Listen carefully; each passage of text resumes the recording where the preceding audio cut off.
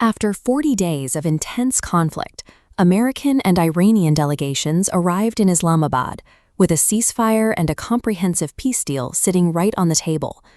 But right when an agreement looked entirely possible, the negotiations completely collapsed.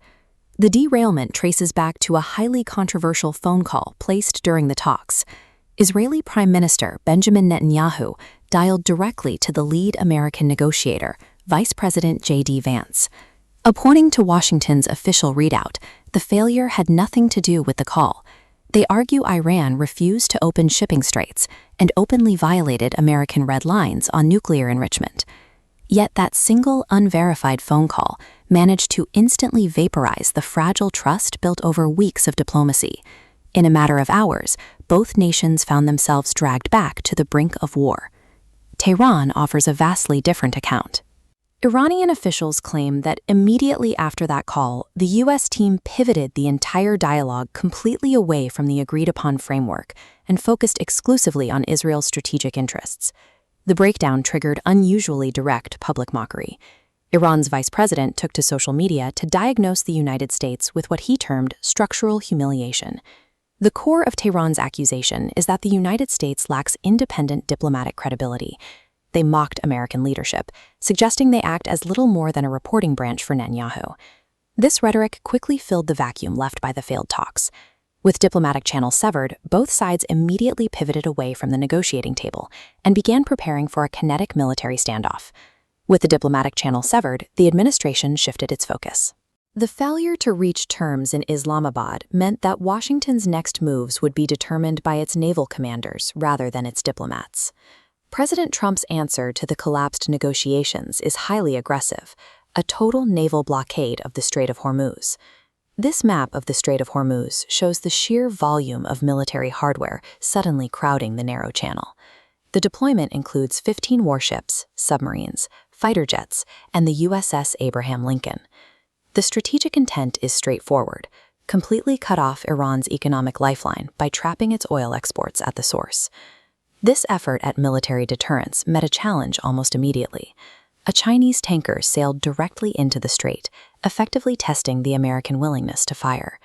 That ship, the Rich Starry, was loaded with 250,000 barrels of methanol. It sailed through the heavily armed blockade, completely ignoring repeated naval warnings. Iranian state media pointed out that the ship's captain treated American military threats like a skippable YouTube ad. When a rival nation sails a massive shipment of oil through your crosshairs without flinching, it proves that hardware alone cannot guarantee compliance. While adversaries ignore the warnings, America's closest allies in the region are actively panicking. Looking at this map of the Middle East, you can see the source of Saudi Arabia's immediate fear. They warned Washington that if Iran is suffocated in Hormuz on the right, Tehran will retaliate by activating Houthi militias to close the Bab el-Mandeb Strait on the left. If both of these vital maritime choke points are closed simultaneously, Gulf state oil is trapped, causing an immediate economic catastrophe for the region. We are already seeing severe collateral damage. In Pakistan, the sudden blockade of Iranian fuel imports has triggered nationwide blackouts and violently chaotic riots in the streets. By throwing a naval blockade over the region's main artery, Washington is inadvertently isolating the exact regional partners it relies on. The strategy is fracturing the alliance from the inside out. To understand why the stakes are high, we must look past the military standoff and examine the economic architecture governing global energy.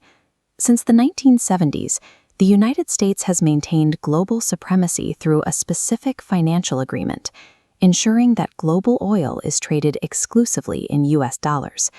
This flowchart outlines how the petrodollar exchange works. The U.S. provides unmatched military protection to Gulf regimes. In exchange, those states sell their oil exclusively for dollars, which flow directly back into Western banks. This forced global demand allows the U.S. to borrow limitlessly and to weaponize the dollar through devastating economic sanctions. The petrodollar is the operating system of the American empire. That brings us directly back to the Hormuz crisis. Iran's outright refusal to submit to American financial demands is an existential threat to this system. The nightmare scenario for Washington is Iran successfully bypassing the U.S. Navy to trade vast amounts of oil with China and Russia, using yuan or rubles instead of dollars.